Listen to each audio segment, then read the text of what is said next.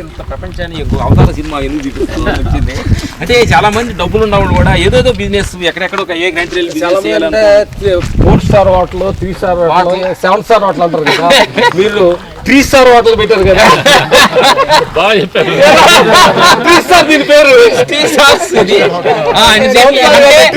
అంటే ఇంతకంటే స్టార్ అనేది చెప్పడానికి మాకు వేదన అనిపించట్లేదు. అన్ని స్టార్ లోపల ఉంటారు ఇక్కడ, వేరే కంట్రీ స్టార్స్ అని ఇక్కడ ఉన్నారు.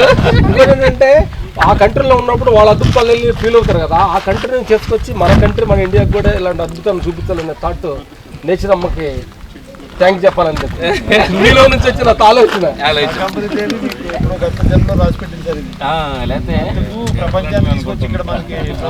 చూడనేది. సార్ మీకు ఎలా థాట్ వచ్చింది మాకు ప్రేక్షక దేవుళ్ళందరికీ? అంటే చిన్నప్పటి నుంచి నాకు చెట్లు అంటే ఇష్టం. మా ఫాదర్ ఫారెస్ట్ కాంట్రాక్టర్. తర్వాత వచ్చేసి ఆయన బిజినెస్ ఏంటంటే ఫారెస్ట్ కాంట్రాక్ట్ తీసుకొని ఒక స్క్వేర్ కిలోమీటర్స్ లెక్కన దాన్ని కట్ చేయడం, వుడ్ అమ్మడం.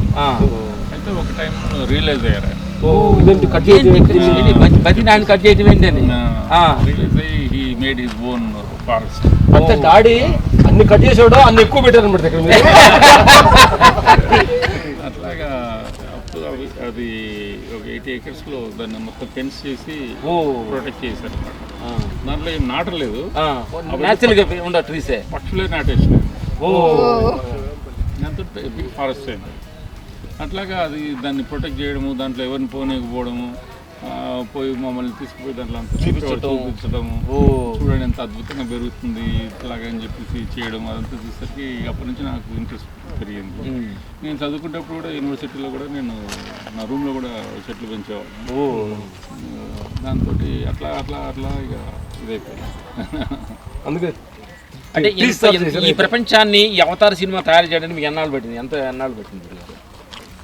ఇది నాకు తర్వాత నాకున్న ఆలోచన అంటే నేను చిన్న గార్డెన్ చేద్దాం అనుకున్న ఫీలింగ్ ఉండే. తర్వాత వచ్చేసి ఒకటి థాయిలాండ్లో ఒక గార్డెన్ చేశాను, నాంగ్ మిచ్ గార్డెన్. అది చూసిన తర్వాత 10 రోజులు నిద్రపట్టలేదు. మనం ఎందుకు చేయకూడదు, అట్లాంటిది మనం చేస్తే ఎందుకు చేయకూడదు అని చెప్పేసి అప్పుడు కూడా నాకు అంత కెపాసిటీ లేకుండే.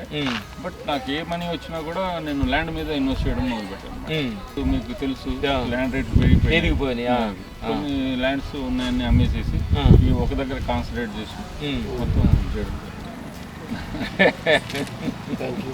రూమ్స్ చూసాము, గుడ్ హౌస్ చూసాము, గ్లాస్ హౌస్ చూసాము, తర్వాత ఇది మట్టితో కట్టింది స్టోన్ రెడీ అవుతున్నాయి. ఇంకా ఫినిషింగ్ లో ఉండే 10 మనిషి ప్రకృతిలోకి వచ్చి ప్రకృతిలో స్టోన్ మీద పండుకొని ఒక ఫీల్ ఉండొచ్చు.